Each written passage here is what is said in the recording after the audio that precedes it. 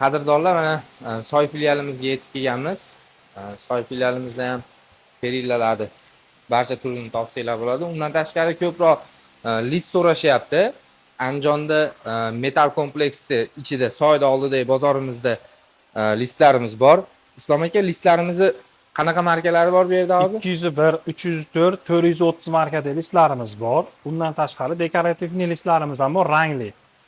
Endi bu yerda 0 qalinligiga kelsak, 0,4 millimetrdan 1 stenkali 1 santimetrgacha listlarimiz bor.